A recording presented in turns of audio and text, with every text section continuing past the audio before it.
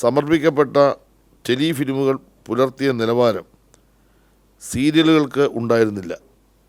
ആവർത്തിച്ചു പഴകിയ പ്രമേയങ്ങളാണ് ഭൂരിഭാഗം സീരിയലുകളും കൈകാര്യം ചെയ്തത്. സ്ത്രീകളെ ദുഷ്ടകഥാപാത്രങ്ങളാക്കുന്ന പ്രവണത അതേപടി തുടരുന്നു.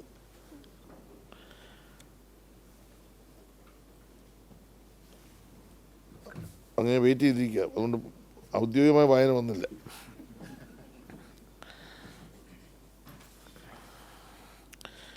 സീരിയലുകളിൽ ഭൂരിഭാഗവും അന്യഭാഷാ പരമ്പരകളുടെ അനുവർത്തനങ്ങളായിരുന്നു. മൗലികമായ സൃഷ്ടികൾ വിരളമാണ്. സാങ്കേതിക വിഭാഗത്തിലും സീരിയൽ പൊതുവെ നിലവാരം പുലർത്തിയില്ല.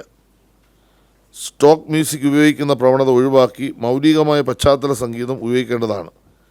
ഹാസ്യപരിപാടികൾ പൊതുവെ അരോചകമായിരുന്നു. കുട്ടികൾ അഭിനയിച്ചതുകൊണ്ട് മാത്രം കുട്ടികളുടെ ചിത്രങ്ങളാകുന്നില്ല. ഈ വിഭാഗത്തിലെ ചിത്രങ്ങളിൽ പലതും കുട്ടികളുടെ വീക്ഷണകോണിൽ നിന്നുള്ളവ ആയിരുന്നില്ല. കഥേതര വിഭാഗം പരാമർശങ്ങൾ ആകെ 140 എൻട്രികളാണ് പരിഗണനയ്ക്കെത്തിയത്.